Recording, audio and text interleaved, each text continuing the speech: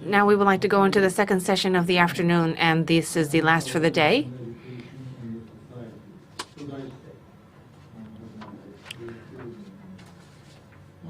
So without further, I would like to start. It's about education, enlightenment, and this is an issue, whether it be prevention or treatment. These are some of the basic foundations. And so we have no argument about whether training and education is important or not. We have 8 speakers today, and from each perspective, we would like to hear from them. And together with me, we have the co-chair, Mark. From ADI perspective, he will make comments, and I will make some comments as well. One person has 10 minutes for his or her presentation. Please make sure that you honor the time. And this session will close at 5. We have to finish by 5, they say. So we ask you for your cooperation in being punctual with the time. Without further ado, I would like to pass it over to the first speaker, which is the Secretariat from Alzheimer's Disease International, Professor Mark Wortman. It's a pleasure to be here and a pleasure to share with you, Professor Homma, who is a member of the Medical and Scientific Advisory Panel of ADI for many, many years. I just want to say a few words what ADI is. It is an umbrella organization of all the Alzheimer's associations worldwide. So it includes Alzheimer's Japan and associations from the other 7 countries in the G7 or the G8 even. There are over 80 member associations around the world. And why are we here today? I think it's good always to keep that in mind, because dementia is a global problem, and it's a growing problem. You may have heard the numbers already these days. 44 million people living with dementia in the year 2013, maybe 45 or 46 million now today, and it's going up to almost double by 2030 and again by 2050, unless we find a cure or something to prevent or delay the onset of the disease. And our joint effort is to make sure that this curve is not going to happen, but it bends down. Another thing to keep in mind is that the majority of people with dementia live in lower and middle income countries. That's already the case now, and it will be more in the future. And in the previous session here, we had some presentations from China, and China is getting a real big burden, but also Japan with its very old population. And if you want to know more about ADI, you can find us on the website and all the social media. Now it's my pleasure to introduce the first speaker to you, which is Jill Ayling from the Department of Health in the United Kingdom, who has been very supportive in setting up all these events and making dementia a real priority from the UK government. So I'm glad that you can be the first speaker for today. And she will talk about enhancing awareness and education in society.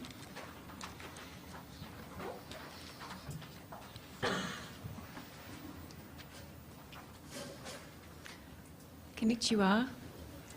Hello. It's my pleasure to be here today. My presentation, I'm going to give you a little bit of flavour around UK and our dementia policy, but primarily what we're doing to improve education and awareness, and what practical tips and models we've been using so that I can share that with you, because my philosophy is copy, copy, copy.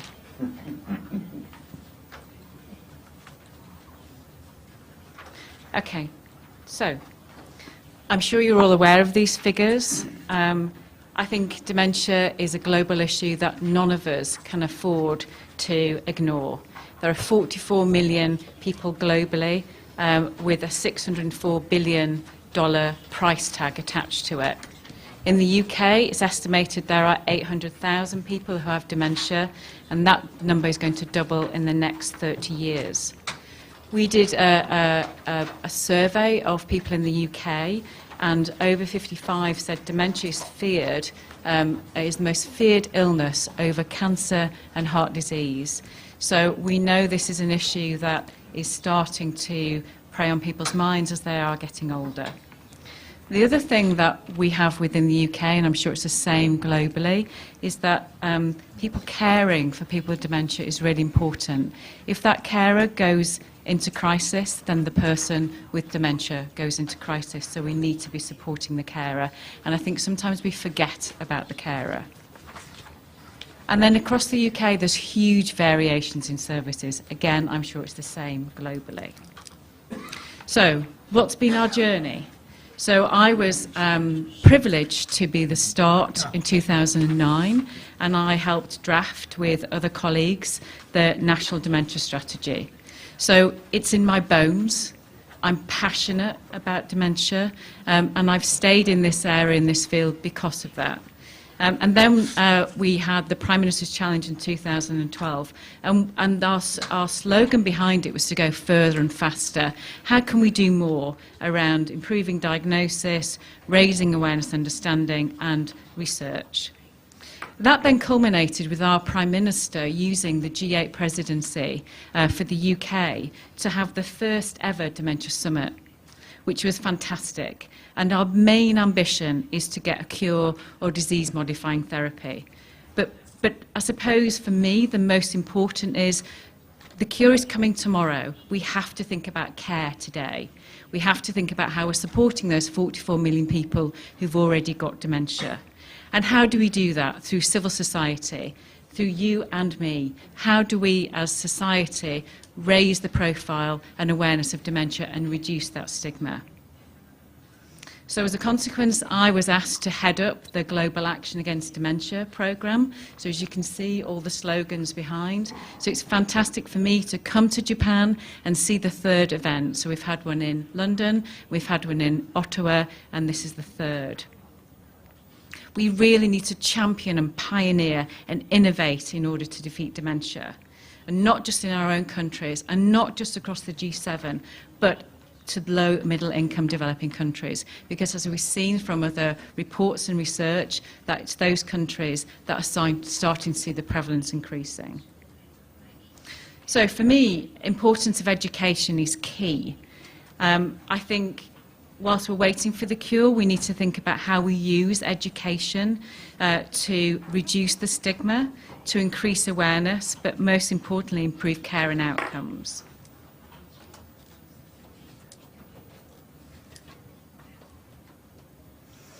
So some of the things that we're doing within the UK around education is we're starting to use the curriculum for health and care workers so that they get dementia training and dementia awareness. So when they're in hospitals and they have people with dementia in hospitals, they know how to manage them and how to support them. As we know, people in hospital who've got dementia are in there for 3 times longer. So we need to ensure that those professionals who are looking after them are educated and aware of what to do. And it's the same in care homes. So again, we've heard with previous presentations of where we know people in care homes through dementia care and support can actually change. And I think it was Dawn Brooker, where are you, Dawn, who talked about the interventions that you can make, and you can see the difference with that individual by actually helping to support them and working with them. So I noticed this morning the Japanese Times. How many of you seen this today on page 3? Can I ask? Have you seen this?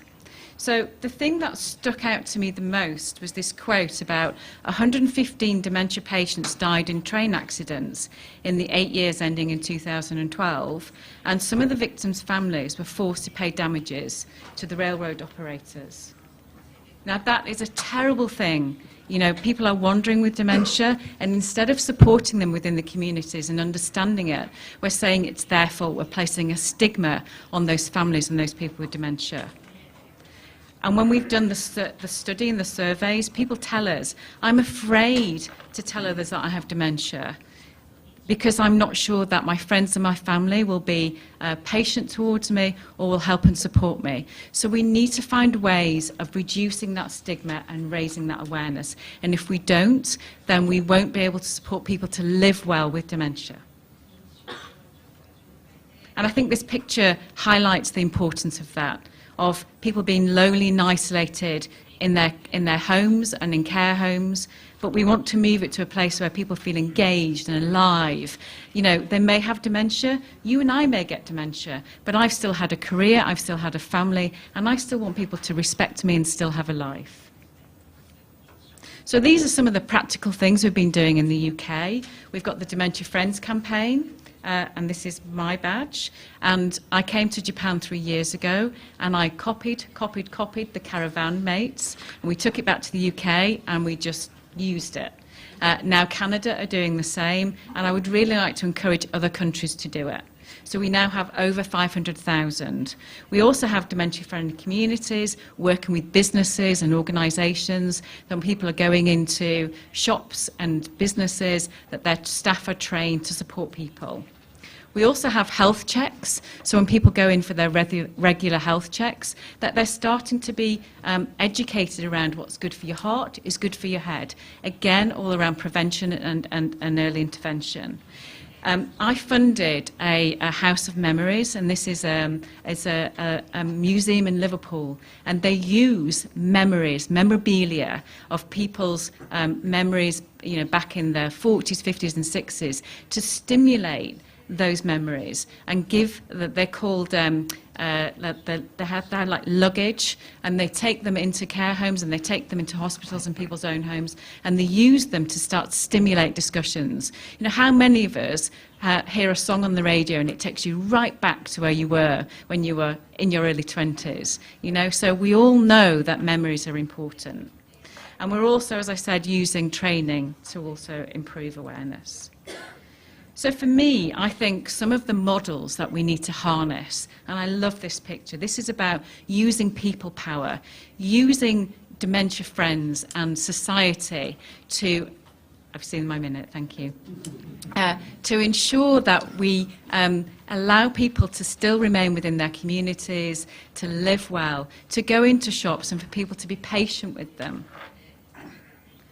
The power of the crowd, dementia-friendly communities. How are we all supporting one another through partner organisations, businesses, third sector, charities and citizens? Again, talking about partnerships. So integration, working across health and social care, supporting one another, working with organisations like ADI, Alzheimer's Society, research organisations and charities. Governments need to look at those. I met a lady last night at the ADI event who talked about art as being a therapy. And she said, it's amazing how people feel empowered by using art and finding a new skill. And I don't think we invest in those different types of interventions as much as we should. And then I love this. So I suppose only people from the UK will know this, but there was a book called Millie Molly Mandy when I was younger. And at the front there was a map of her village, and this reminds me of that. And it shows you through universal advocacy of everybody working together and raising awareness, using education and supporting one another, then we can have better dementia-friendly communities that enable people to live well with dementia. Thank you very much for listening.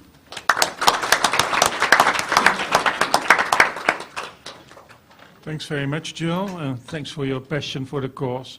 There's room for 1 or 2 questions. Yeah, at the very back. If you say your name. Hi, yes. Hi, Howard Bergman from McGill University, Montreal. Hi, Howard. Just, what is a dementia checkup? You said when people Yes. go to their GP, they can ask for a dementia checkup. What do you mean So by in that? the UK, there are different levels. So the level for people who potentially might have vascular issues are like 64 to 74. So as they go for a checkup once a year into their GP, they're spoken to about the risk factors of stroke and cardiovascular, and are highlighted that could lead to vascular dementia. So there are things that we can do to prevent vascular dementia through a healthy lifestyle, through eating. So they're giving that advice so that we're trying to get an earlier intervention into those people from that age group. Yeah, and from a certain age, I think it's 55, you get an annual request for a checkup as an individual in the UK. That's maybe not in every country. Any other question? If none, then thank you very much. Oh, question over there? Graham Stokes. No, just Twitch. Okay. Thanks very much, Jill. And we know you have to leave for the embassy for official things, but stay with us as long as you can. Thanks. So it's, and again, a pleasure to introduce a good friend, Sabine Janssen, who is the Executive Director of Alzheimer's Germany. And she is in the dementia community for a long time. And she will be talking about Out of the Shadows, campaigning and educating, and that's something they're very good at in Germany. Thank you very much, Mark, for inviting me and the Japanese people. And I would try to give my best. You will give some. When I talk about campaigning and educating in Germany, I do this from the view of a family caregivers organization. The German Alzheimer Association is working now nearly 25 years. And when we started our work, there was a lack of information everywhere. There were no booklets, no information brochures, nothing. And when we started, we focused on caregivers themselves to give them information and strategies how to cope with the disease. And if we look now, we can see that we have the theme of dementia and Alzheimer's in cinemas, we have it in theaters, we have it in books. But if we ask people, we still have a stigma, and if people phone our helpline, sometimes they still say, if you send information material to me, please send it in a neutral envelope. We don't want to be seen that we get information materials from the Alzheimer Association, and that's still very bad. So if we look now, we have many more target groups. When we started with the caregivers, and if you see the list now, we have also people with dementia themselves, because diagnostic has gone forward and people are diagnosed in a much earlier stadium of the disease, and we can address themselves. We have the healthcare professionals, and it was already mentioned that especially healthcare professionals, for instance, in hospitals, where you think they should be should have knowledge about every diseases, then we can see that if people with dementia come to hospital, for instance, with a broken leg, they are really they are cured the leg, but they don't know anything about dementia. And so we should address our educational program also to healthcare professionals. But we have also other groups. It was already mentioned in some speeches before that children and young people can be such a group. I will go to it later on. And also other groups like policemen, fire workers, people who work in the municipalities. And also the general public should be informed to make life more safe for people with dementia. If we look to all these different groups, it's obvious that you need different materials and also different methods, and that you have different aims to reach the different groups. So if you, for instance, focus people with dementia themselves, and you want them to give their voice themselves, and then you have to empower them, and you have to bring information material to them which is maybe in a more easy language and with more pictures and understandable for them. And you should find another language than if you address, for instance, healthcare professionals. So our philosophy is to use many ways, because you have, even in the healthcare sectors, you have people who like to read books, and but you also have people who like to see films, and our philosophy is to use as much methods and materials as possible. And so we just started to work a special program for caregivers on an e-learning basis, so to reach, for instance, caregivers who live in more rural areas or that are not able to attend training courses. We have a lot of training courses, especially for caregivers with dementia, and they are also financed by our long-term care insurance. But if we ask people, why didn't you go, they say, it's too far away, the opening hours doesn't fit our needs, we can't leave our person with dementia, we can't leave him alone. And so we try now to go to more electronic ways, but I think also this ways is not fitting for everybody. We also start a special course now, and we are involved in a research program for young onset dementia. We heard about it by Florence earlier this day. And even because this number of people is so small, we only have a very small number of support groups, for instance, in Germany. And so also in this field, we start in a research program first to look for the needs and then to start an e-learning program for this special caregivers, because they have other problems than caregivers, for instance, in higher age, because maybe they have children in the households and they need to earn money. They are not retired yet. And so the problems are quite different, and you have to find the program which covers their needs. Also, we need volunteers. I think in most of the G7 countries, there's a lack of professionals. Especially the care profession is not very attractive. You can't earn so much money, and it's difficult to find young people to come to this profession. And so we need volunteers in addition to the healthcare professionals. And concerning the volunteers, we are in competition with other NGOs, for instance, and other scenes that also look for volunteers. And so you need attractive, advanced training for these groups. And so you see, you need a wide range of different materials and methods. And this photo, for instance, shows a poster on the street in Gütersloh. Probably you don't know because it's a very small city in Germany. And our national conference 2 weeks ago took place in Gütersloh, and our local branch used this event with more than 700 participants, and they put posters all over in the city. Coming to two special projects which were funded by the German Ministry for Family, Senior Citizens, Women and Youth. That's the project Alzheimer and You, and we addressed young people, pupils in the age of 14 to 21. And first of all, to attract them, we started a competition for young people, and we told them to go into action with people with dementia and their caregivers, and then send us written or documents to tell about this activities. And out of this project, we developed education materials for teachers, and we have an interactive website.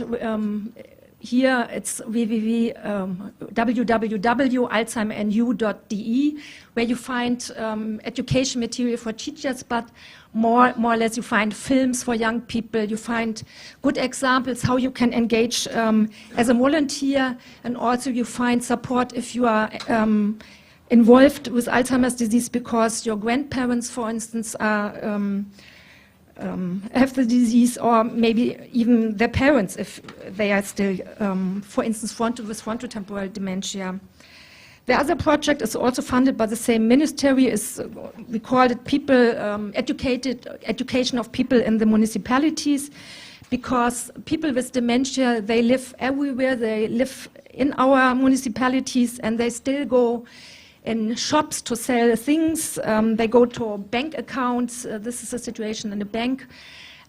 Or they are lost, and they are firemen or policemen come in the situation to find somebody which is lost. And all of these people, they don't have much knowledge about the disease, and we develop very short education programs with short information about the disease, how to communicate with the people, and the third is how or where to find help in this special community. And we evaluated this program, and then we put these films to the programs to make it more realistic for them.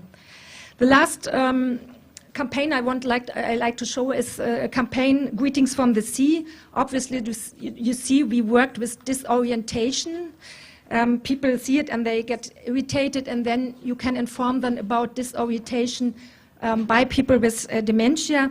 And this is a very good example to campaign together with partners, because campaigning is quite expensive, and this campaign didn't cost anything for us because we managed to find a PR agency who worked for us for free.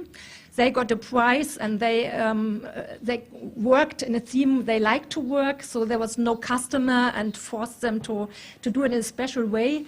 So it was a win-win situation for everybody, and this was really successful, and they still show a TV spot also for free, because they managed to find TV agencies to send the film for free too.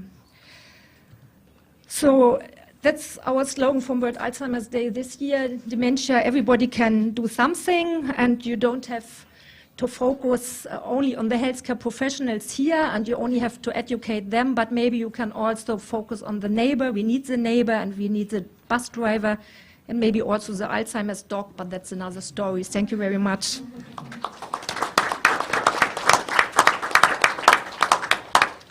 Thank you very much, Sabine.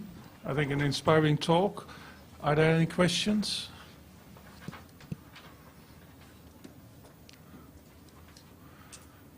No, I think it was crystal clear. Interesting to see the disorientation campaign that also run in the Netherlands with different photos, but the same idea. Now the third speaker is again a good friend and someone who works for ADI part of his time, and very well known in the dementia community. Mike Splain is going to talk about awareness, why we need dementia-friendly families and communities. The floor is yours, Mike. Thank you. Konnichiwa, and that's about as much as I've learned. Except last night I got my name written out in phonetic characters, and I'm so excited to take that home. I have an 8-year-old granddaughter who will also be excited that Grandpa has his name written out in Japanese. I want to thank Dr. Endo for all the communication that got me here, got me settled and oriented and squared away. And I also, for the first time, got to meet the leader of the Alzheimer's Association of Japan for many, many years. Takami-san is what he told me to call him. I think that's probably proper.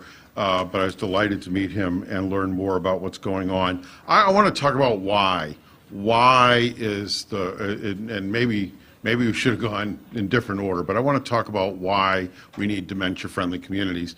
And while I was flashing back on some very surprising music that Jill would not wonder what was between my ears when she asked that question, I was also thinking, why do we need dementia-friendly communities? And I got to tell you, I think I'm beginning to believe that dementia is a moral test. It is a moral test at the family level. It is a moral test at the community level. It is a moral test at the global level. How we deal with persons with dementia in all those levels is a test of who we really are and who we can really be when confronted with the scary unknown, when confronted by the unsolvable through traditional medical means, when confronted by the vast numbers of people who are becoming persons with dementia before our very eyes. And do we have an ethos? Do we have a culture, an ethical culture that is supportive of persons with Alzheimer's disease, that promotes their rights, that accepts them as they are?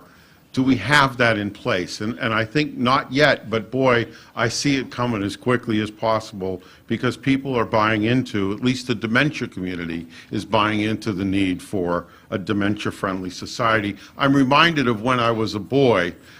Yes, it was a long time ago, but I can still remember. When I was a boy, if I did something wrong in my town, my parents, because we had an ethos in our community, my parents knew before I got home that I had done something wrong in front of another adult. And I see many of you smiling thinking about that. I don't smile about it because I got wailed on because I was wailed on. Let me try that for the translator. I got disciplined severely Better? Okay. When my parents would find out something like that. We had an ethos in the community of all the kids of the community were all of our responsibility. Are we going to get there with dementia? Well, I put my disclosures on because I have a lot of different clients and we don't need to go through this. But let me just say, what's driving the dementia movement today more than anything else from a campaigning and messaging point of view? We have the most complicated set of messages about dementia, made worse by conversations like we just had in the other room, by our own internal bickering. But let me simplify it for you. It used to be easy. For the first 25 years of Alzheimer's associations and Alzheimer's associations at the local level, we had a focus on people with Alzheimer's disease in the middle and later stages of the disease. That's when people got diagnosed. That's when things were so bad that they finally went and sought medical help. And this, though, however, to this day, the image, the public image, and therefore the public policymaker image of Alzheimer's disease is at the far right-hand side of the scale. That is only the middle and later stages of the disease. It is only a disease of old people. It is only a disease of people that are likely to be a public cost because they need long-term care. This is the continuing, persistent image of Alzheimer's disease. But look, we're changing. The biggest change in the last 5 to 7 years, is already noted by Sabine, but others, is that we have more people, although not many more people, we have more people who are getting diagnosed in the early stages of the disease. We are no longer what I would have called us before, the Alzheimer Caregivers and Related Professionals and Scientists Association. We are the persons with Alzheimer's disease and caregivers and all others. We now have, in classic public health terms, we now have the opportunity of the person affected by the problem being able to articulate solutions and, in fact, demand solutions of us as Alzheimer's associations as well as our broader society. Big change.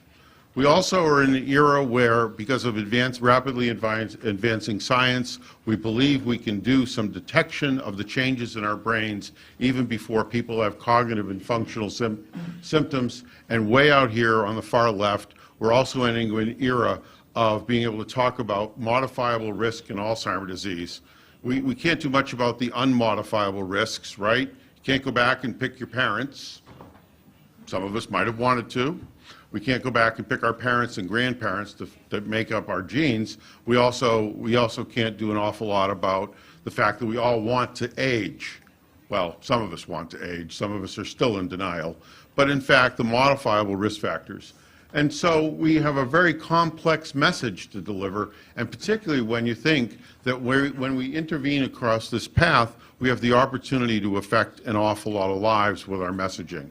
I mean, in fact, if you look at the far left, if we could do effective messaging about risk reduction, we can do an awful lot more for a lot more people than we can do about messaging about the high-quality end-of-life care that people may need. Thank you. I was going by the timer, but we're about on the same page. It's good, and it's in a number I can read. So we have the most, we're now in an era where we're just beginning to understand ourselves that Alzheimer's disease and dementia is a life course disease, and we have the most complicated campaigning messaging situation possible. So, and Alzheimer's is different than other diseases. What's different? I want to highlight that families still are the people who take care of people with Alzheimer's disease at home for most of the length of the disease. That we have a disgusting, we have an immoral, we have in my opinion, a gross medical negligence situation because we have this amazing gap, a malpractice gap between the number of people, the estimated number of people, the prevalence of Alzheimer's disease, and the number of people that actually get the knowable diagnostic steps. We have also companioned with Alzheimer's disease people with a lot of comorbid chronic diseases, and we're all suffering from siloed budgets and systems. This all leads to findings in every major national plan, most of the subnational government plans, that Alzheimer's disease sufferers and their families suffer from stigma, from nihilism, with this potent, horrible mix of ageism plus a lack of capacity, a lack of imagination to deal with Alzheimer's disease as a life course, it's a setup for misery. It's what makes Alzheimer's different. This is why, in many ways, the ultimate, if you will, the ultimate campaign so far that we've seen executed has been people that have campaigned for their countries to develop national government Alzheimer's plans, to get Alzheimer's disease out of just the aging box, but also getting it recognized as a health and a public health issue. That every national plan and almost all the subnational plans have said we need to increase awareness and take proactive steps to reduce stigma. We need to implement, to the level of the evidence available, ways in which we can make the lives of people with Alzheimer's disease better, and our processes need to include persons with Alzheimer's disease. I've had a long run in working with people with Alzheimer's disease. I started in 1986. It's kind of amazing to think about it. We're still dealing with some of the same problems. But the thing that I'm most proud of in the last few years is that our processes, including government plan processes, have included the voice, the direct voice of people with Alzheimer's disease, as has our campaigning. And last, another goal for national plans has been around not necessarily new spending, but better spending. So, you know, we can talk later about the domains, but there are growing understanding of what there are 5 or 6 domains of dementia friendliness, and Mark's going to talk more about that tomorrow. Hint, hint, go listen to Mark tomorrow about dementia-friendly communities. But I really wanted to focus on the why. Why are we doing this? I think I've experienced in my own life that, in fact, Alzheimer's disease and dementia is a test. It's a test of all of our mettle, not M-E-T-A-L, not metal like banging metal, but our mettle, that good English word that means our grit, our courage, our capacity to extend ourselves in ways that we could never imagine ourselves being extended. I have an amazing gift in my life of an extra family. 42 years ago, I got dragged home by Pauline, who was one of 5 sisters, and we have been through, with 5 sisters, we have been through the journey of Alzheimer's disease with my extra mom, Evelyn Bergreen. And I got to tell you, I never believed and I never understood being tested in so many different ways and still trying to come out on the other end as moral people and as good to each other as we possibly could be. It's an incredible test, and we're facing it at the family level, the community level, at the societal and global level. Thank you.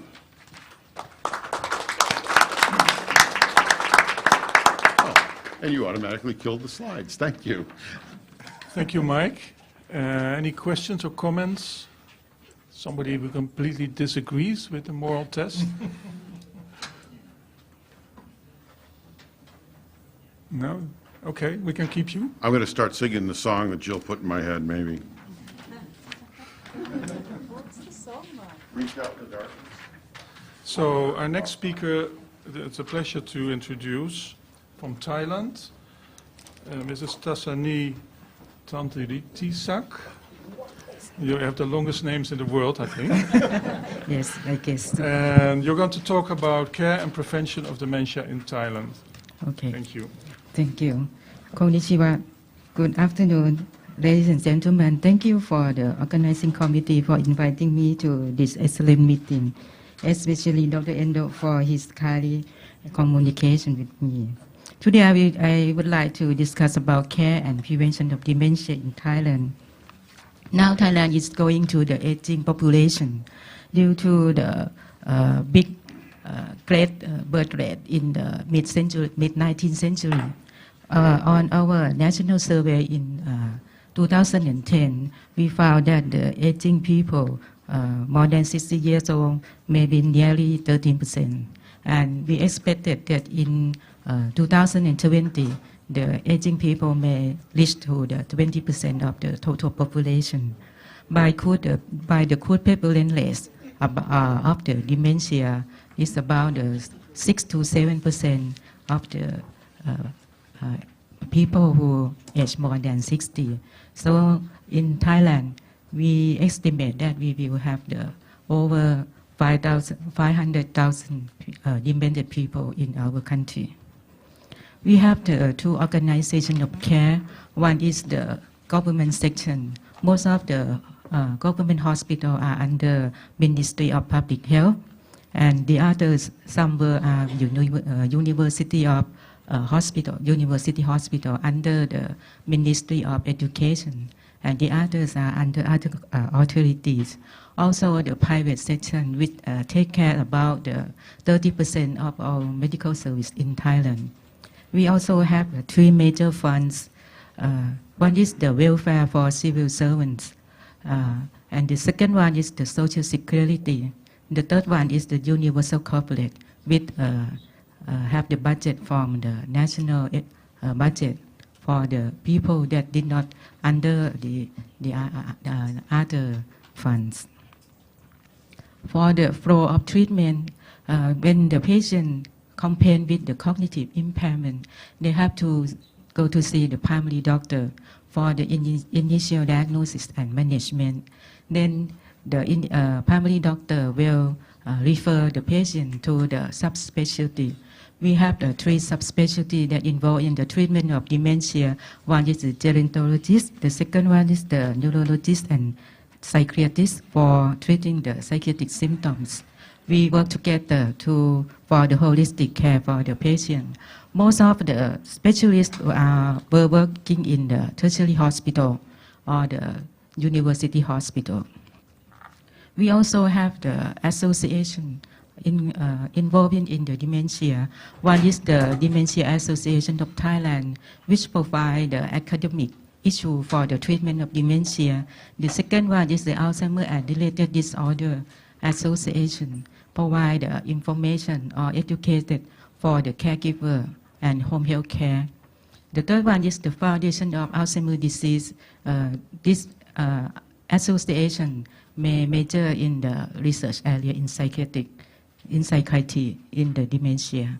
And the fourth one is the Gerontology and Geriatric Medicine Association, provide the academic issue for the gerontologist.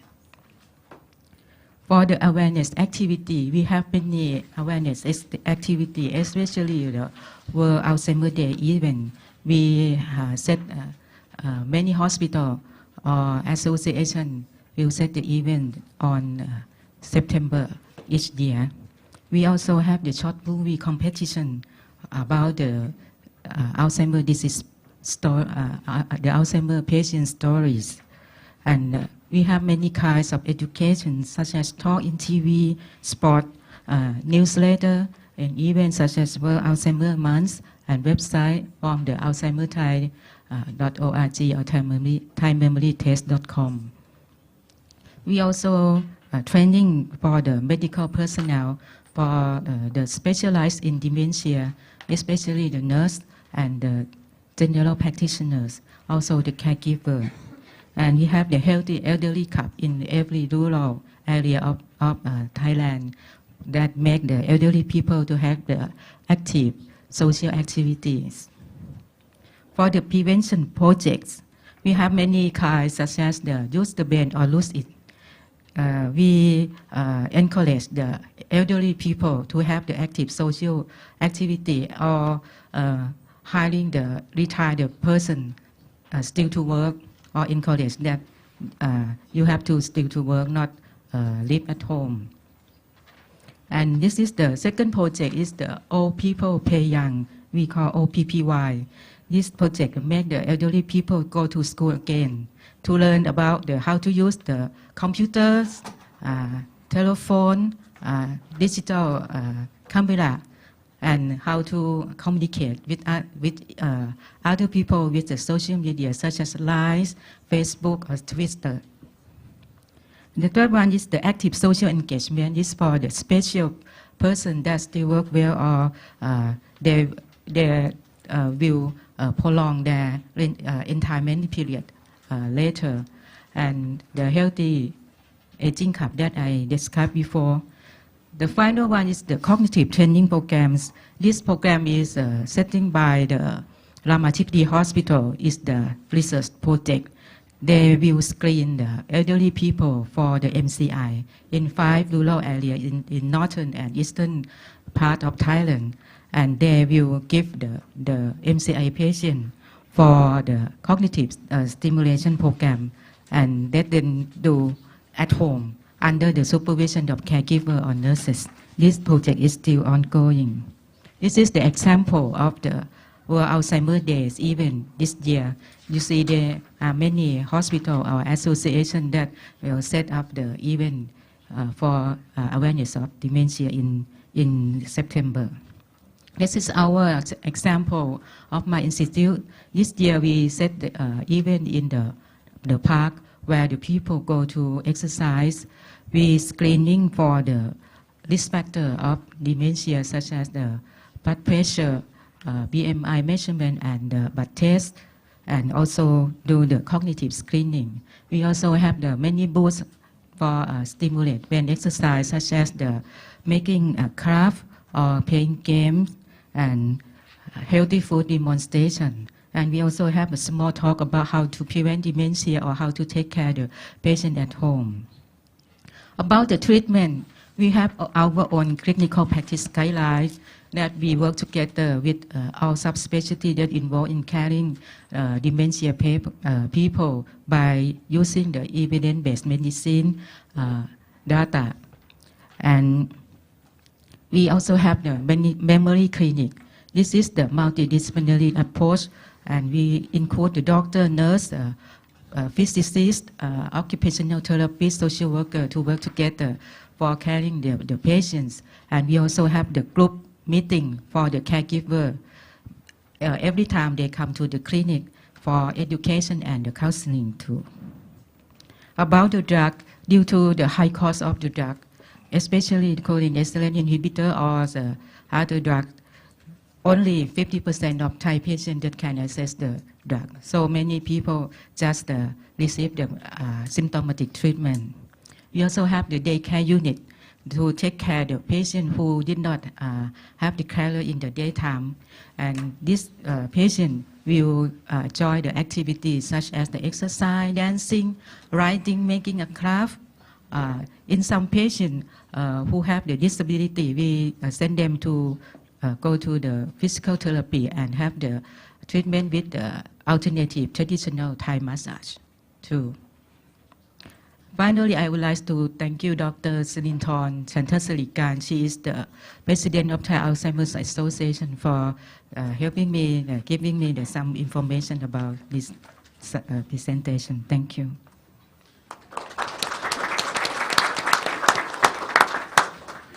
Thank you for your interesting presentation. I have a question. I was triggered by this older people play young. I really like it as a concept. Are there many people taking part of that? Is it easy to convince elderly? Just only in the big city. It's only in Bangkok? Yes. Yeah, okay.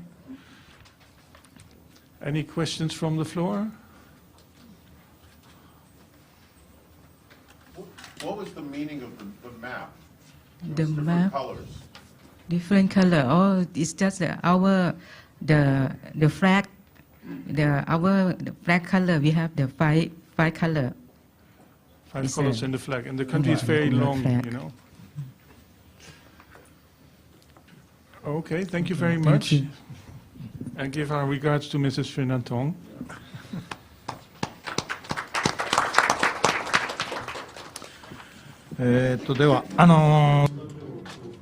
We would like to change the chairperson. I'm in charge of the MC. Now we have 4 more speakers coming up. 4 more professors to talk about the Japanese status and how we are making efforts in this field.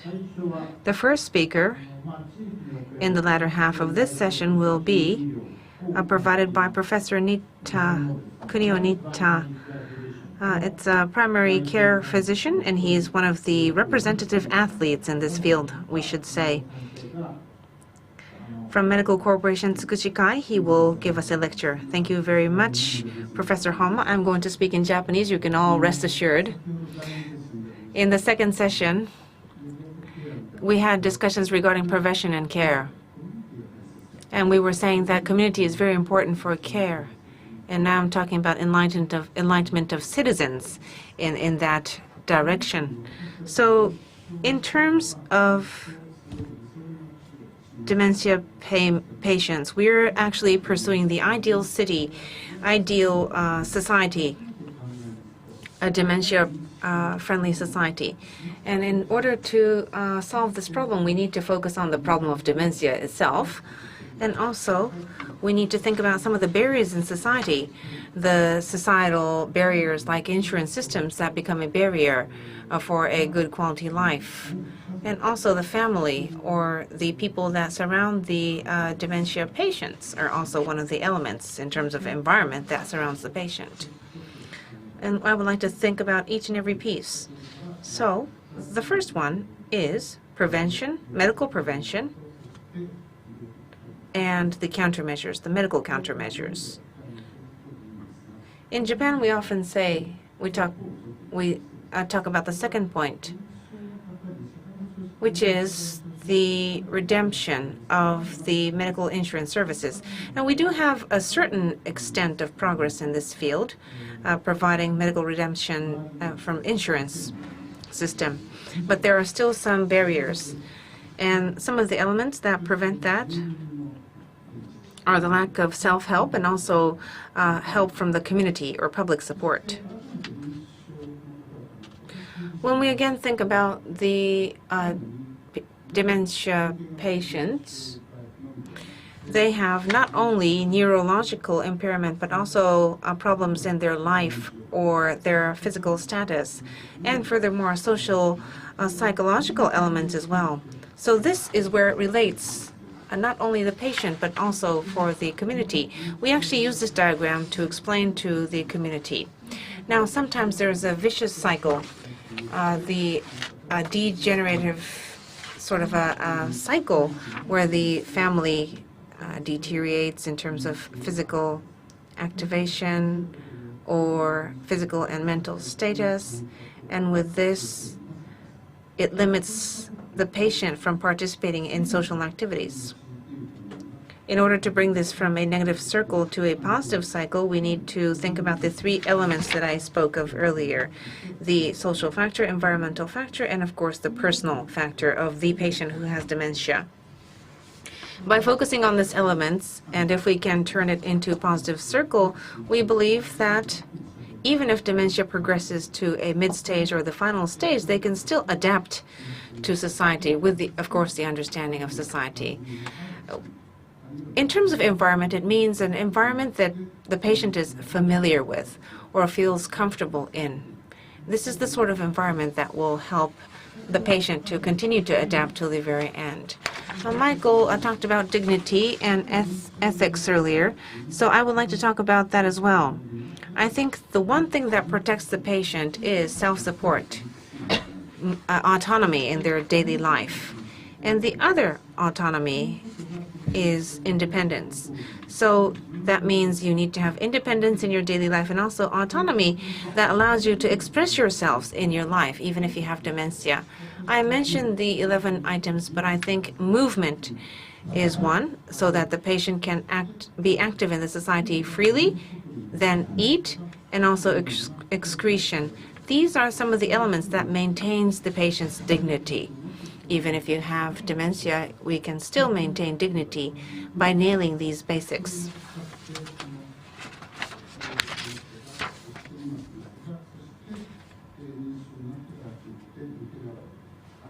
It is not to say that they lack dignity or have no personality or they're just empty-headed or things like that. That is not to be the misunderstanding that we can accept. By not allowing these negative elements to impact the patient, we can help the patient live more comfortably. Let me introduce where we are. We're in Kunitachi City, which is a bit outside of Tokyo. We have 74,000 people, the population. And among that, we have 21% of people over 65 and 10% of people over 75.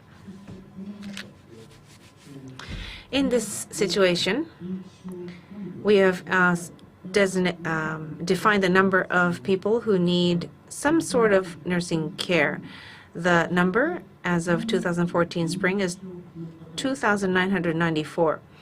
Taking out the patients with dementia, we have approximately 1,000. And if among that we have 288 people who live alone and 58 who live in a solitary situation. This map is showing the location of these patients with dementia.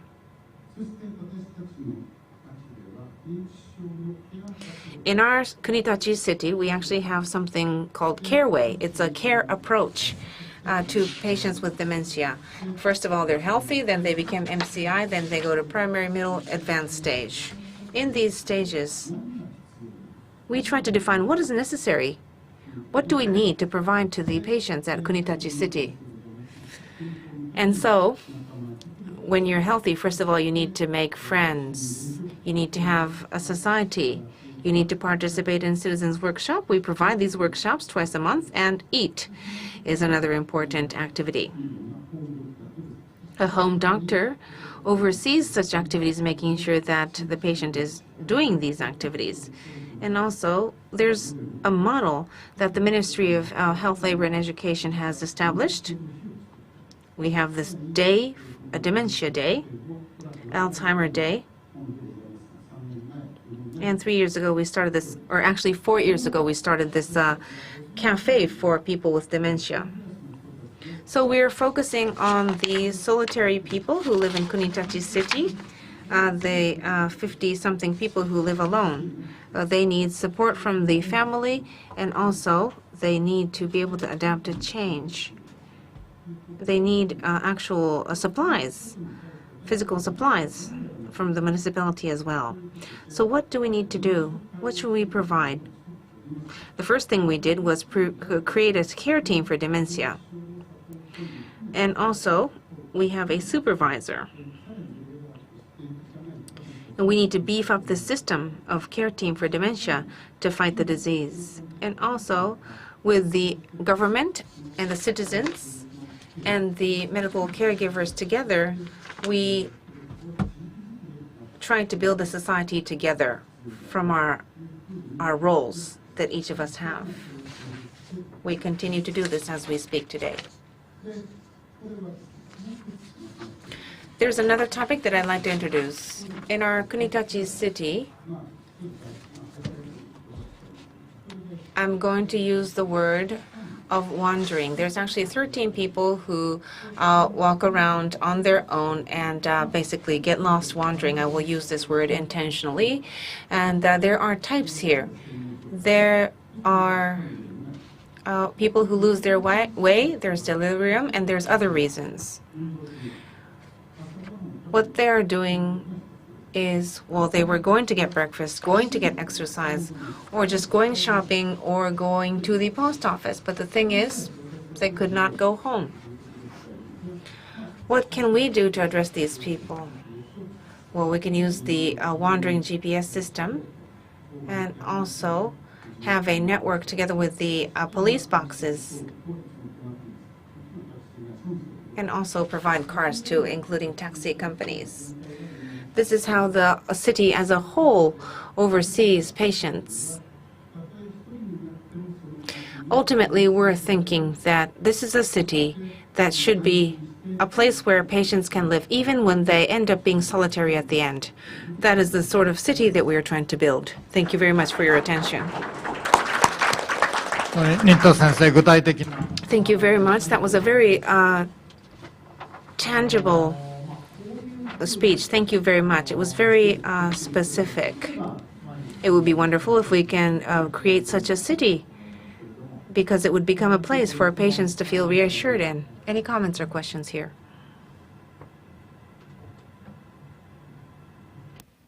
Thank you for your presentation. It may be that Japan is a very safe society, but I'm thinking of issues around crime. For example, in some English cities, would be very difficult to protect people who were vulnerable to crime. And I wonder whether you might address that.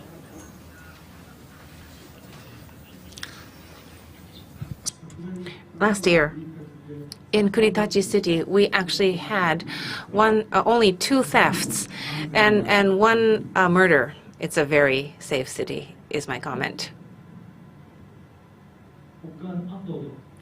Anything else?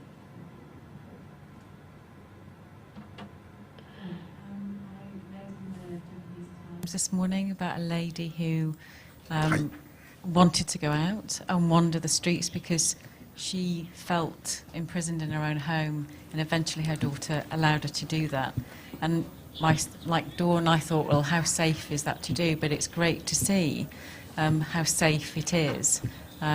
So the story of the lady, and it's about respecting the person with dementia and respecting what they want to do. Do you agree? ありがとうございます。 Exactly. I certainly do. Thank you.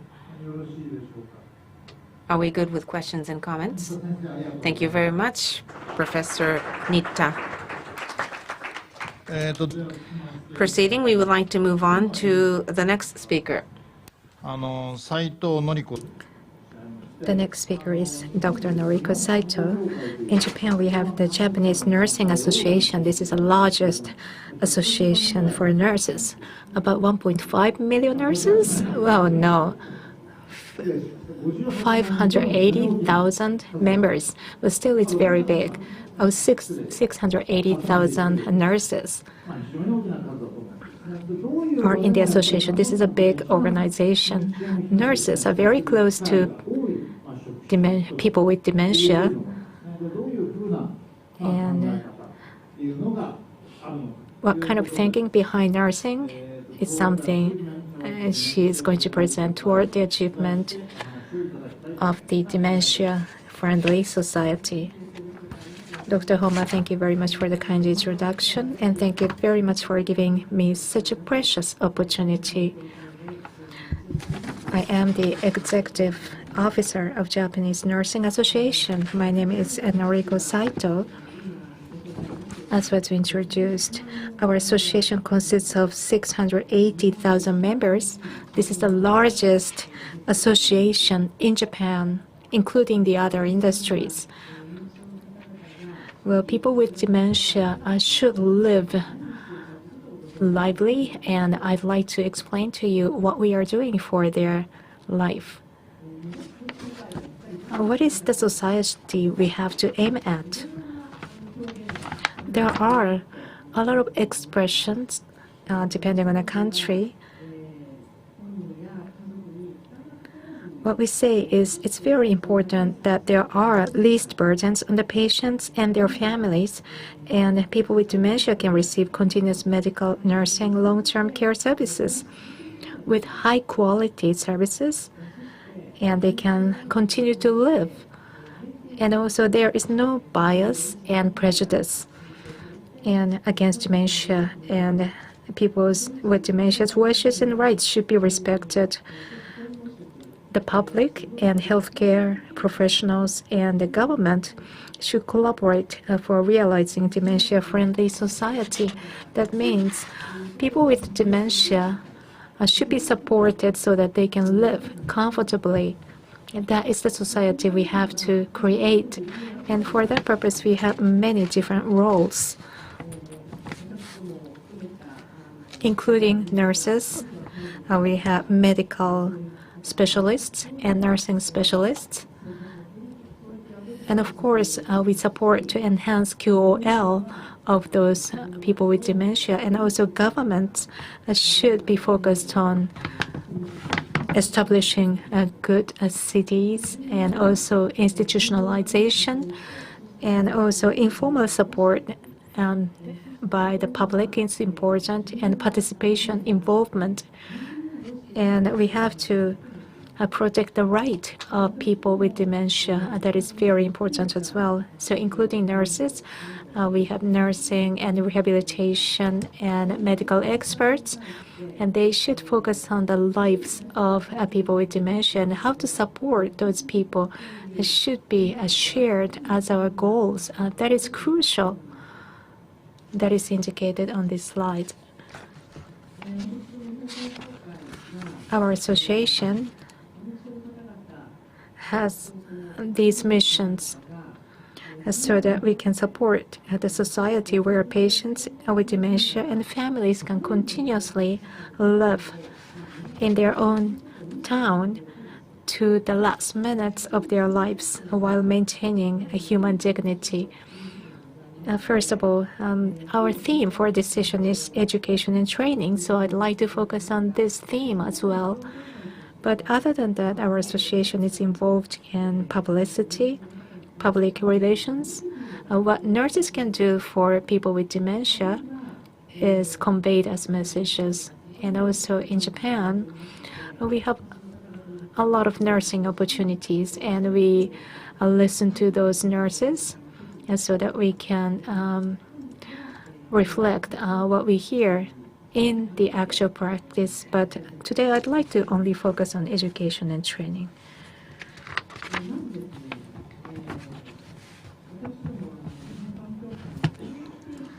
We have training sessions and education in the Japanese Nursing Association. First of all, we need a thorough education and training systems about dementia. Right now, 1.5 million nurses are working in hospitals and nursing care homes and clinics everywhere in Japan. And 1.5 million nurses. Do all of them know about dementia? Are they all experts? Not really. Well, in the training session about nurses, dementia was included only about 26 years ago, in 1980 or so. So it was very recent. So there are some nurses who haven't really learned about dementia in their basic training to be certified as nurses. So we have to provide foundation for their knowledge of dementia. So we provide basic knowledge, and also understanding and looking after patients are included in the training, and also collaboration should be included in their training sessions for practitioners. Since we have 1.5 million members, we cannot really have meetings for all of them. They cannot come to Tokyo. So we have on-demand distribution of information. Even though they're home or they're working, they can be provided with such information. And from this year, we started managerial training sessions, how to establish care systems, and how to support families, and how to establish support systems, and the management of the operations, and also collaboration systems, how to create that. Managerial staff members learn all of them. Totally about 25,000 trainees we have, and they deepen understanding. Also, they have good outcome about understanding challenges. And another one is training of professionals. Those are core personnel or people to be trainers and instructors. In 1995, we started this initiative, and as for dementia, from 2006, we started this training session for professionals. As you can see, more than half a year, we have training courses, and we have about 8 sites for training. The number is increasing every year. And also we have postgraduate education that includes 26 units, 33 institutions in Japan. For postgraduate education, they are specialists of elderly care. We still have a fewer number of people, 66 members, to undergo this training. But for certified nurse training, we have 480 members trained. And in 10 years or so, we are going to have 3,000 members who underwent this training. The outcome is very significant. Expansion of the living functions and BPSD alleviation, and also community care. Staff members are trained through these programs. And also, we train community people as well. That is supported by those people who underwent the trainings. And for postgraduate education programs, we have 6-month program, and we have the same sort of outcome. Another one characteristics is ethical coordination. Elderly people have onset of dementia and how they would like to live to the end, and also conflict with family members. And that should be coordinated ethically. And that is part of the activities. And also there are some difficult cases, but by intervention of those people, we can coordinate with all relevant staff members. And also researches on care are done here too. Japanese nurses and nursing staff. One out of 17 working women are nurse in Japan. So we should have power. We should empower those nurses, and we would like to exert further effort. Thank you very much. Thank you very much. Any questions or comments? 質問。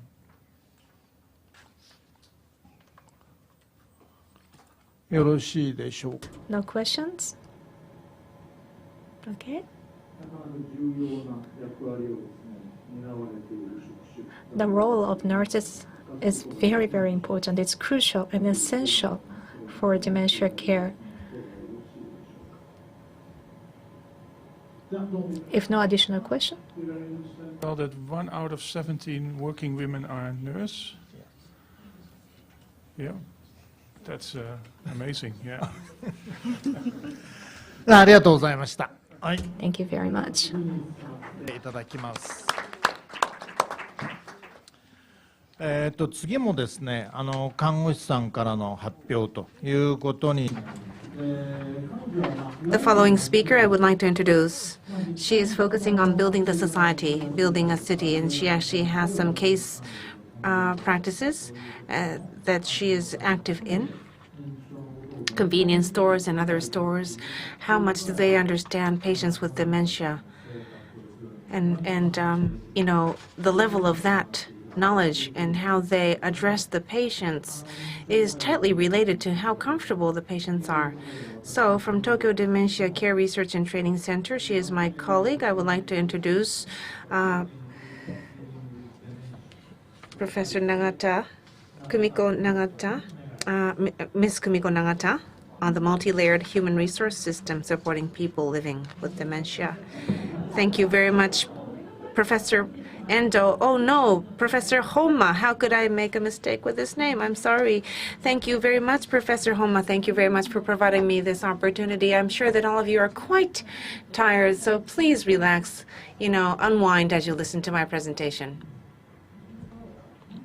Earlier, from Michael, Dr. Spillane, we heard about the ethics, and I would like to talk about that. It's actually on my first slide. When we have a patient with dementia, there's a lot of repercussions that spread throughout the family and other people that surrounds the patients. But the repercussions used to be painful, troublesome, and very negative in the past. But today, it has to change. Because if there is someone who has dementia, it has to create some other waves to the people who surround the patients. It's an opportunity for us. It's a beautiful virtuous cycle, or a nice wave that expands among people being tested of how they should be as human beings and how they can address the patient. I would like to talk about how the dementia care has developed in Japan and the current status as well, and the future, of course.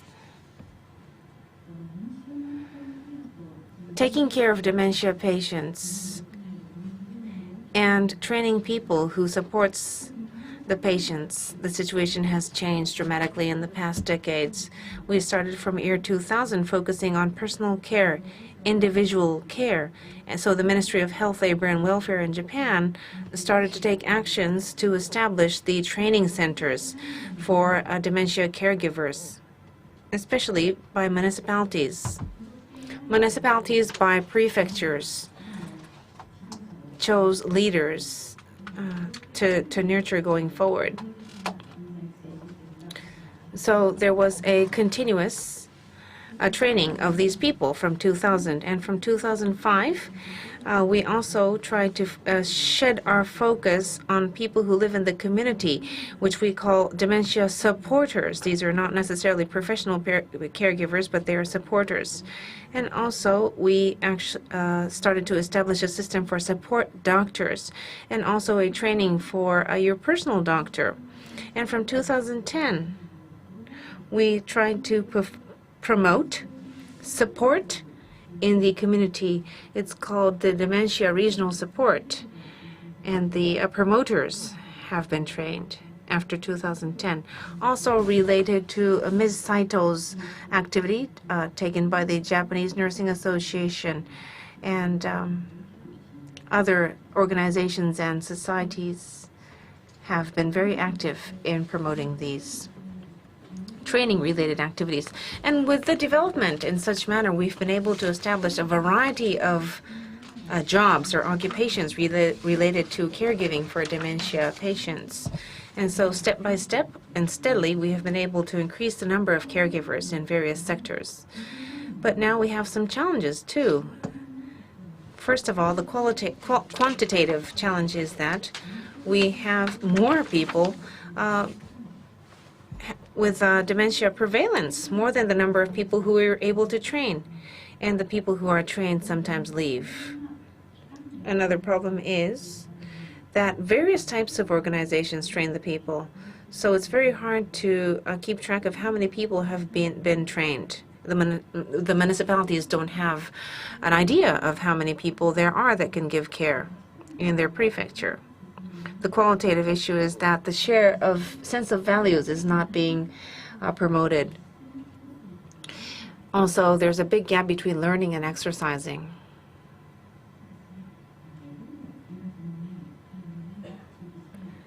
Another point is that there are various new fields of knowledge and experience.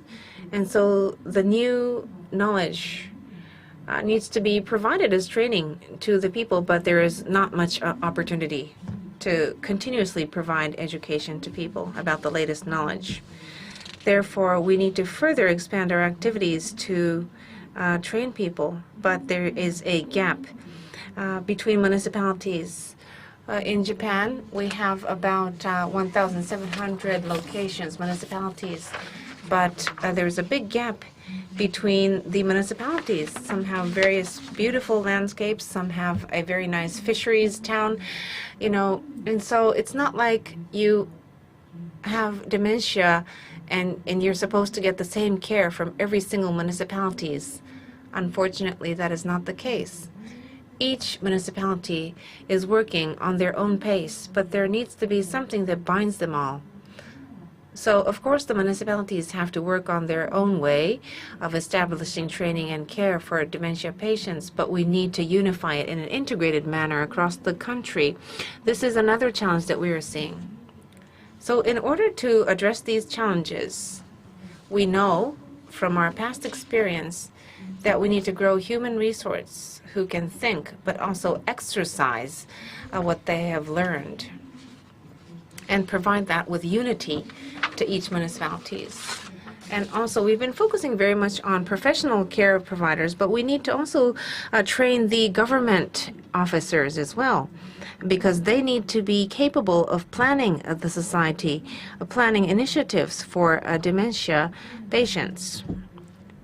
Furthermore, we need to build a network among these people. We need to share experiences, share best practices in a unified, comprehensive manner. And to do that, we need to have a very comprehensive and unified system across the country. So this is one of the thoughts that we have as we practice our activities as Tokyo Dementia Care Research and Training Center. Going forward, we would like to be close, be right beside the people with dementia so that they can continue to live with comfort in the community. And we need to provide a system where the dementia supporter can work together with care professionals and also nurture leaders within the municipalities. Also officials within the municipalities that can put together a plan with a mid to long-term perspective. Again, also to address the gap between municipalities, we need to have a prefectural officer that can monitor the multiple number of municipalities in their prefecture to get some unity in their progress. With this all integrated together, we would like to have a nationwide initiative, which we, the Tokyo Dementia Research and Training Center, is leading to help develop officials in municipalities and also promote training for leaders, collecting best practices and sharing it with cities and towns.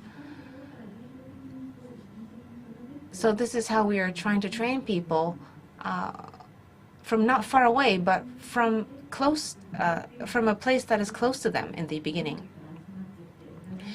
Currently, we have local government officers getting together in one room to share their plans and their best practices. And then when they leave the meeting room, they would go back to their municipalities to talk to their people, promote more activity, and train leaders or put together plans for training.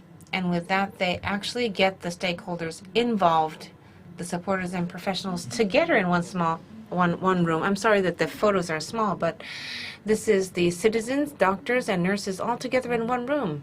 Various other professionals, too, mixed and mingled in one room to look at the real people who are in their municipalities and how they can work to support them and how they can sort of pursue new challenges or try new ways to support them so that they can be involved in the earlier stages all the way to the middle and advanced stages. As dementia unfortunately prevails in the city, these are some of the practices, the best practices that support them well throughout the journey. Now, it's not just about supporting them. These are opportunities for hope. They give hope for these people. You can maintain yourself. You can still be you yourself, even if you have a progressing dementia.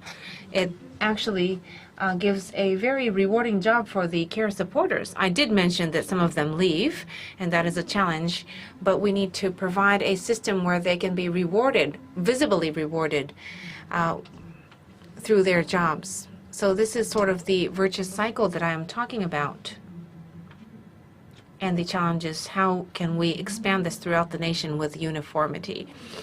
We have made various trials and errors, but to summarize my presentation, I'd like to mention 3 points. First of all, we need to understand that even if you prevail with dementia, you can thoroughly share the values and objectives in their community to support them. We also need to give a rewarding job to the future candidates for supporters by showing them how the training has been provided and what kind of rewarding jobs that they've found. The third point is that we need to build a human resource pool, including patients with dementia. The patients can also become lecturers in a seminar. And so this can be a first-hand knowledge sharing among the stakeholders that are directly related to this challenge. This kind of activity is expanding within the society, and we're at a phase to try to expand this and strengthen these initiatives going forward. This is how we believe that training is a very long-term journey. It's not like you can train a person just in one day.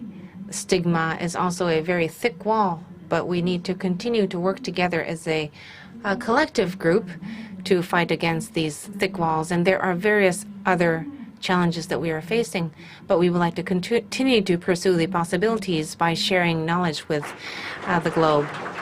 Thank you very much for your attention. Do we have questions, comments from the floor? Yes? Vladimir Hachinsky, London, Canada. I was intrigued by the concept of senior leaders. Who are they and how are they selected?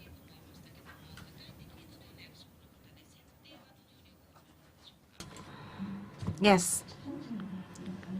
The case that I introduced this time, the word senior leader, is chosen in each prefecture of Japan. They have been selected in each prefecture. They go through a very long-term training at our center, and they would go back to their prefecture. Then they would be responsible for training more trainers in the community. These are people who have nursing experience in facilities or have experience in taking care of people in home. That is one of the criteria to choosing these prefectural leaders. They come to our training center, we train them, and then they go back to their prefecture and become the leader of the on-the-ground sort of education. Provincial officer, in your case, in Canada. Can I ask a question?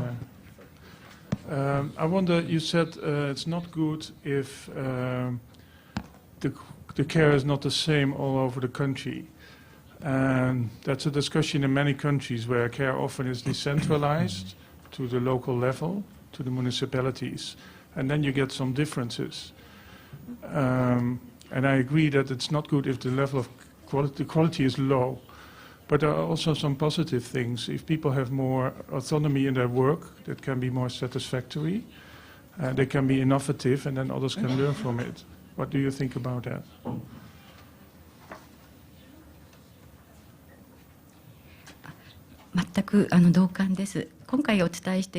Exactly, you are right. I completely agree to what you mentioned. So we do have this unified system of training everyone in a very unified manner in the center. But the purpose of that is not to provide a cookie-cutter solution to every single prefecture. We also teach the conceptual level, how to think about your unique problems, how to grasp the needs that arise in your prefecture.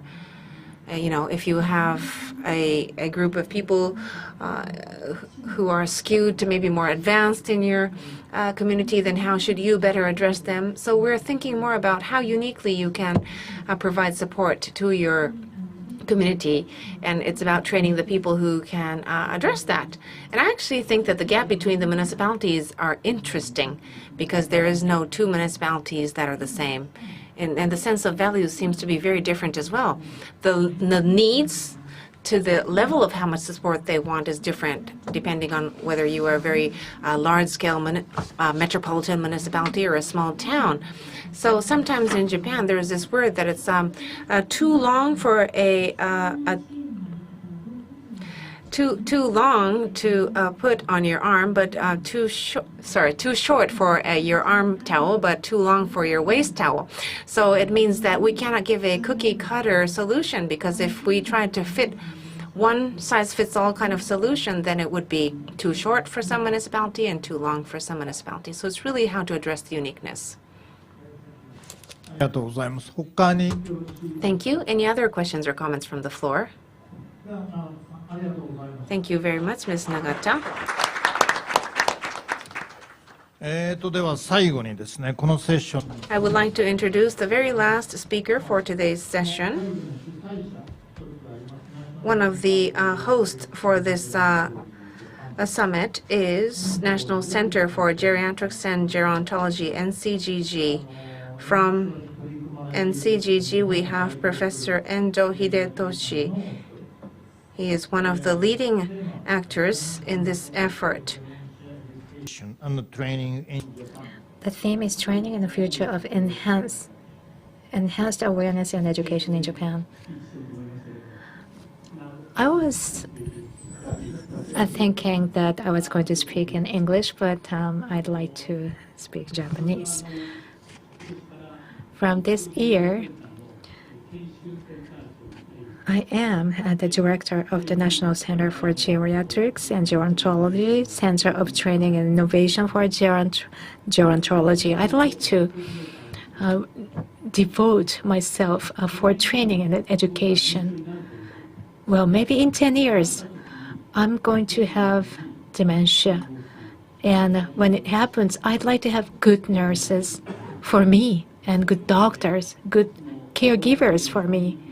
So local area and the communities, how to foster good human resources is something I'd like to do for the rest of my life. That's why I'm here today.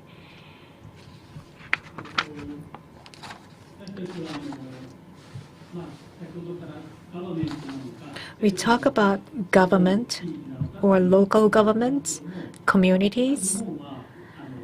In Japan, we have bureaucratic health policymakers. They are strong, and as written in here in 1984, training for case staff members in Japan for dementia was initiated. And around this time, dementia became a social issue. And right now, in each Asian country is facing this situation around this time. And in 2000, when the long-term care insurance was implemented in Japan, we were in collaboration with the government to have discussions about how to address dementia. I have been a medical doctor for 32 years, and dementia is the core for me. Nursing care and also treatment for dementia should be initiated from Japan. That was my dream. And the epoch-making event was this long-term care insurance that covers dementia, day services, and nursing homes. And because of this insurance, we have more fulfilled systems and facilities. Another epoch-making event was that a lot of researchers talked about reducing stigma, but there are a lot of different types of stigma depending on the country. It should be different. About 30 years ago, when I became a doctor, there was a confinement or prison at home. Like people with dementia are confined in a room at home so that they don't wander. They are locked in. And when I saw that situation, I really wanted to address that issue. That was the start of my activities. So the national government started trainings, and in 2004, on Christmas Eve, the 24th of December, there was this change of terminology from dementia to Ninchi-sho, that means neurocognitive disorder. In DSM-5, they are trying to have this new term. And in Japan, the government initiative changed the term from dementia to neurocognitive disorder. That was really significant. And after that, there was the 10 years campaign started in 2005. Dr. Honma proposed training of doctors, and that led to this dementia support doctors approach. And in our national center, in these 8 years, we have these dementia supporters. We train those supporters every year. We have lecturers who are community leaders, who are doctors in the community, and those people train the other doctors. That was a system that was initiated around this time. 26 years ago, there was no education of nurses that was presented before, and it was the same for doctors. We didn't have any training for doctors regarding dementia. There was only one page of description of dementia when I was trained to be qualified as a doctor. But right now, we have only 2,000 specialists. We have 4.5 million patients, but we have lack of number of doctors. So primary care doctors have to care those people with dementia. So we had to increase the doctors, specialists, and to eliminate stigma, we trained specialists, and I said 4.6 million, but according to the Ministry of Health, Labor and Welfare, it's 5.5 million, so my data is obsolete. So we have done doctors' trainings and senior leader approach, trainings for senior leaders, for caregivers, and multi-layered approach. That means a lot of different layers of specialists should be trained for dementia.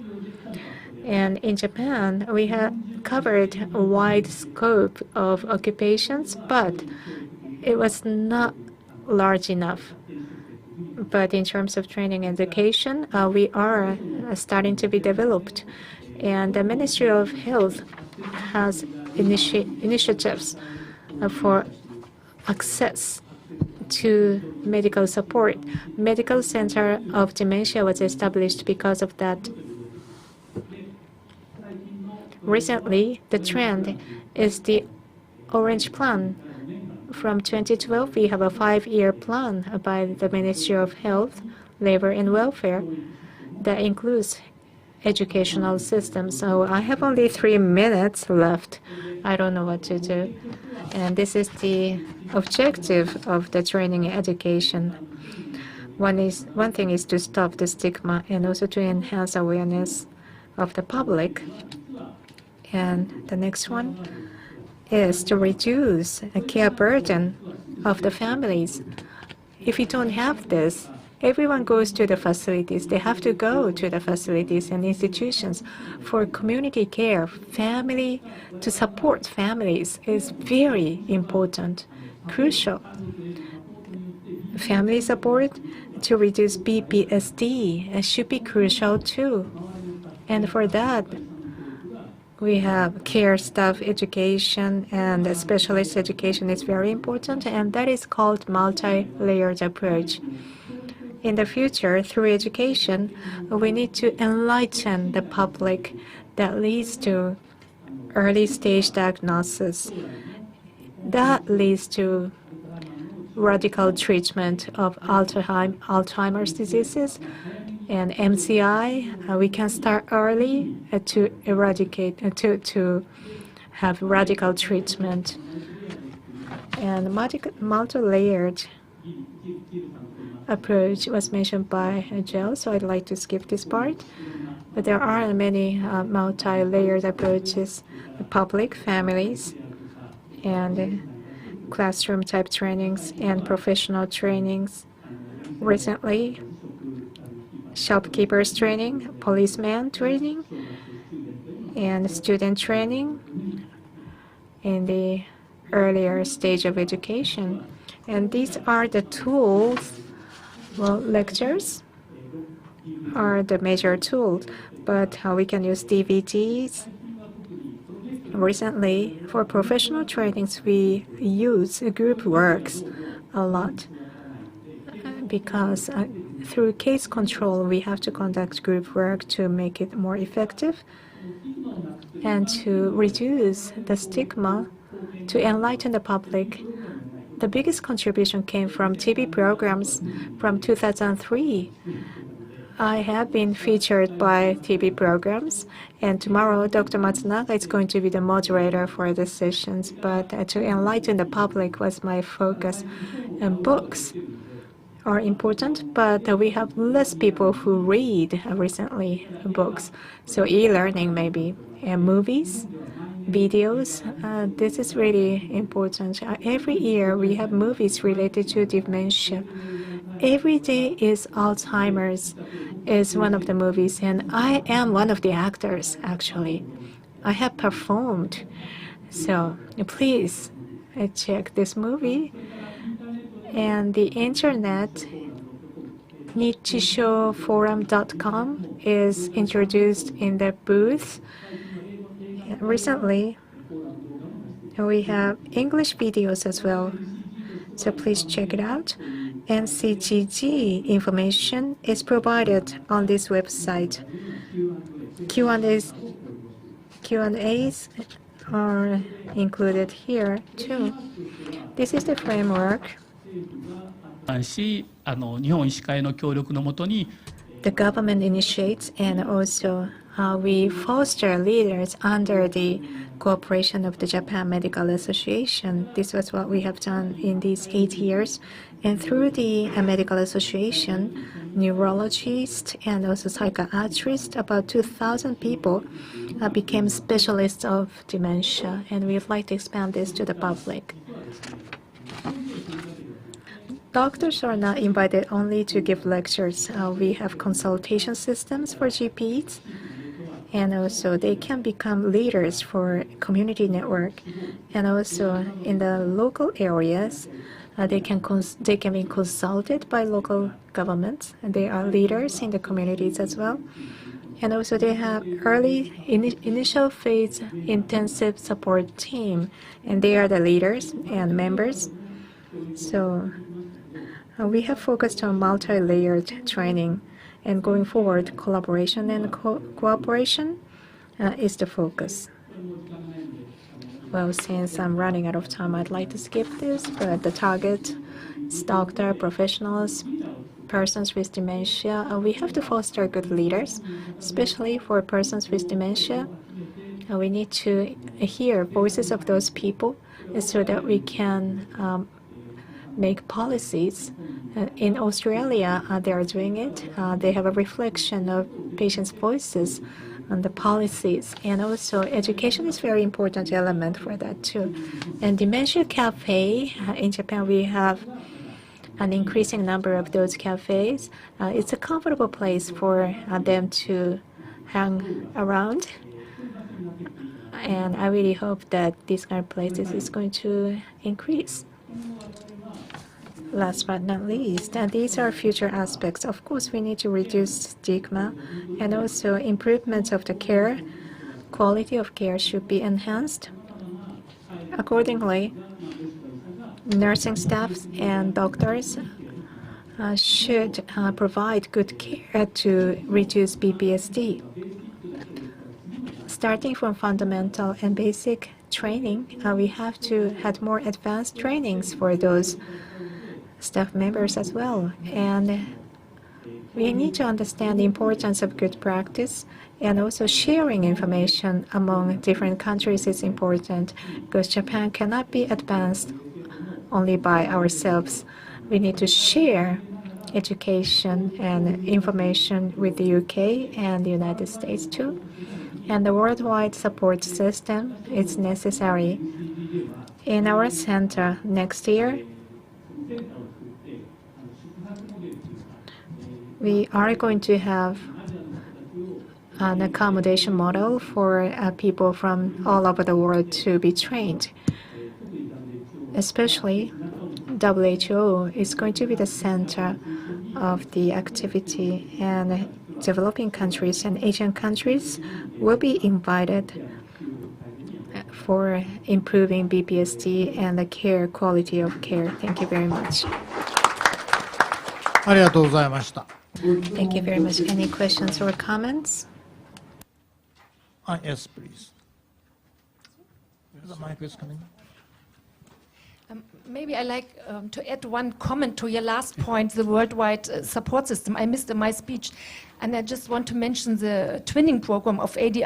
I think that's one step, because we twinned with Turkey. We have a lot of Turkish people in our country, and we cannot find the proper way to educate them, because it's another culture and other kind to get information. On the other side, we have a lot of German retired people living in Turkey because of the weather is better than in Germany. And now we started an exchange model, and I think that's what we need, so that we go to the Turkey to teach or inform the retired persons there, and somebody from the Turkish association is coming to Germany to teach us how to communicate with the Turkish community in Germany. So that's maybe one example for this worldwide exchange. Thank you for your comment. I want to go to Germany and Turkey, okay? ありがとうございます。他に Thank you very much. Any other comments or questions? よろしいでしょうか。 I must disclaim something, dear colleagues. I was interviewed last week by NHK TV, so you might see that on Japanese TV in the future. They have a series of programs about risk factors and what you can do to improve your quality of life and your lifestyle. And because of the ADI report on risk reduction, they came to interview us. Maybe today's NHK TV crew is coming, so maybe you're on TV, maybe tomorrow or tonight. So that is very helpful for the reduce the stigma, I think. ありがとうございます。他によろしいでしょうか。 Thank you very much. If not, thank you very much, Dr. Endo. まあこれで8人の With this, we have finished listening to 8 speakers today in session 4. And we need to summarize. We do need to conclude. But we would like to have a proper conclusion or a proper summary in tomorrow's session. I would like to touch upon that in tomorrow's session. Having said that, I would like to say that in any sense, whether it be promoting prevention or treatment, as well as education to build a society that is friendly to dementia. In pursuing these activities, education is crucial. No matter which stage we are in, no matter what kind of culture we have, the one common thing is that we need to work on training. I think we were able to conclude to that point. I fully agree with the importance of training, and I think we have seen a lot of good examples, a variety of things that are happening around the world, and I'm very pleased to see that people are willing to learn from each other, and that creativity can be everywhere. It can be in a small town in Japan or in Thailand or in Germany, and we can all benefit by exchanging this information. And I think that's the role of the international organizations like World Health Organization of ADI to bring that together. So that's a takeaway for me personally, that we must put a lot of effort in the ADI website and in the Global Alliance that can help us with that. ではありがとうございました。 Thank you very much. We are a little bit earlier than the concluding time. We had scheduled to finish 10 minutes from now, but I would like to stop here. Thank you very much, all participants, for your cooperation.